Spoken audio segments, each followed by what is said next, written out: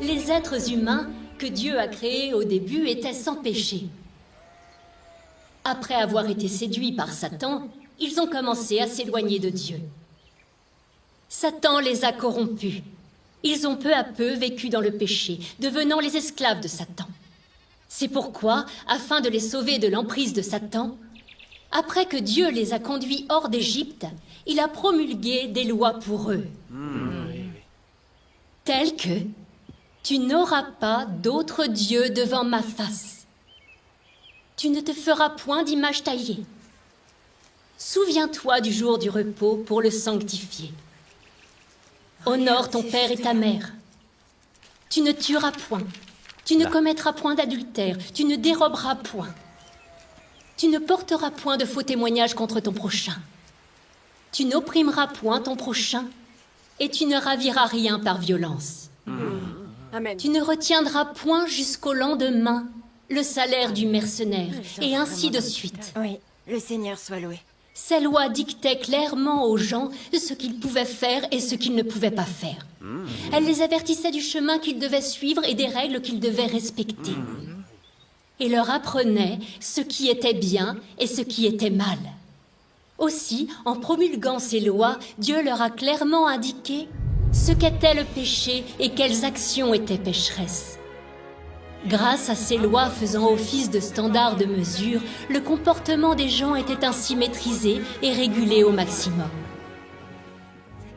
Les gens n'étaient plus barbares et ignorants comme ils l'avaient été dans le passé.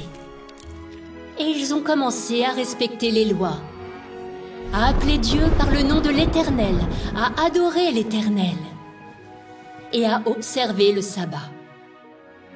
Ceux qui violaient et ne respectaient pas les lois étaient alors punis en conséquence. Alors, c'est ainsi que ça s'est passé? J'ai bien compris. Je ne connaissais pas ce passage. Dieu a également promulgué des lois pour l'alimentation, l'habillement, l'habitat et le transport dans le quotidien des gens, telles que « Vous mangerez de tout animal qui a la corne fendue, le pied fourchu et qui rumine. Tu ne cueilleras pas non plus les grappes restées dans ta vigne, et tu ne ramasseras pas les grains qui en seront tombés. Tu abandonneras cela aux pauvres et à l'étranger. Je suis l'Éternel, votre Dieu. Amen. Tu ne couperas point en rond les coins de ta chevelure, et tu ne raseras point les coins de ta barbe. » Waouh, c'est tellement détaillé. Oui, en fait, il y a plus de 600 lois de ce type. C'est énorme. Au début, les gens étaient ignorants. Si Dieu n'avait pas promulgué ces lois, ils n'auraient même pas compris ses règles les plus élémentaires. C'est vrai. Grâce à la régulation des lois de Dieu, la vie quotidienne des gens n'était plus un désordre anarchique. Au lieu de ça, ils avaient désormais des buts et un cadre précis. Oui. En vivant selon les lois établies par Dieu, ils sont évidemment devenus bien plus éduqués. Et la vie quotidienne de toute l'humanité était disciplinée. Amen. La promulgation de ces lois a fourni aux gens des critères précis concernant la morale sociale et leur a ainsi appris comment vivre. Et cette humanité n'était plus celle que Satan avait délibérément tentée, corrompue et asservie, et qui n'avait pas la capacité de résister à Satan.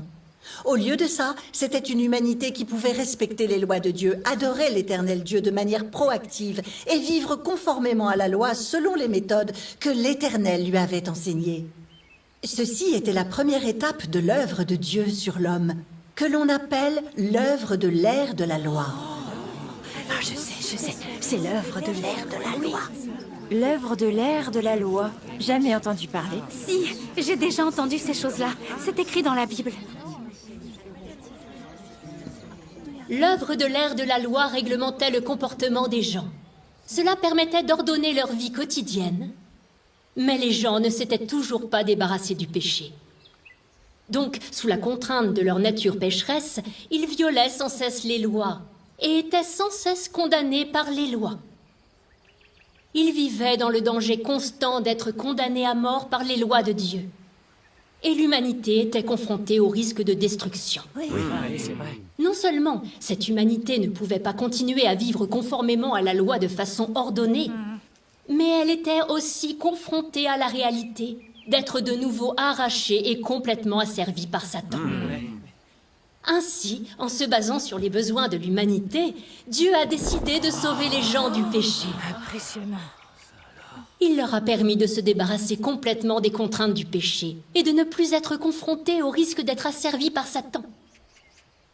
Par conséquent, Dieu a revêtu la chair, il est venu parmi l'humanité pour la première fois et a été crucifié dans cette forme charnelle à la place de l'humanité, en tant que sacrifice d'expiation, sauvant l'humanité de la croix, ou, en d'autres termes, la sauvant du péché. Depuis lors, les gens ont été rachetés grâce à Dieu devenu chair et agissant en tant que sacrifice d'expiation pour eux. Leurs péchés étaient pardonnés. Ils avaient le droit de se présenter devant Dieu directement et ils n'étaient plus accusés, ni même asservis par Satan. À partir de ce moment-là, l'humanité a été délivrée des lois de Dieu et n'a plus été confrontée au risque d'être condamnée à mort par ces lois. Au lieu de ça, les gens se sont rachetés par le sang du Seigneur Jésus. Et ils ont également pu profiter de grâce en abondance après que leurs péchés ont été pardonnés. C'était la deuxième étape de l'œuvre que Dieu a accomplie suite à l'ère de la loi, c'est-à-dire l'œuvre de l'ère de la grâce. L'ère de la grâce. Le Seigneur soit loué. Tonton, le Seigneur Jésus accomplissait donc l'œuvre de l'ère de la grâce. Oui. Durant l'ère de la grâce, Dieu est venu et a œuvré parmi l'humanité sous la forme d'un fils de l'homme ordinaire. Et pourtant, les gens ont pu profiter de son abondante grâce, ce dont ils n'avaient pas fait l'expérience durant l'ère de la loi. Amen. Par exemple, Dieu a nourri 5000 Avec personnes. 5 miches de pain et 2 poissons. Oui, il a ramené des gens d'entre les Il a morts. aidé les paralysés à marcher. Il a guéri les lépreux. Oui, il a permis aux aveugles de voir et aux muets de parler. Et il a guéri de très nombreux malades. C'est vrai. Durant cette ère, les gens ont profité des bénédictions, de la grâce et de la protection de Dieu, ce dont ils n'avaient jamais fait l'expérience auparavant. Et grâce au sang du Seigneur Jésus, les gens n'étaient plus liés, ni même accusés à cause de leurs péchés. Ainsi, grâce à la rédemption de Dieu, les gens ont eu le droit de se présenter devant lui, de le rencontrer en personne, de prier Dieu et de faire appel à lui. Ils n'ont plus eu besoin que les autres leur servent d'intermédiaire.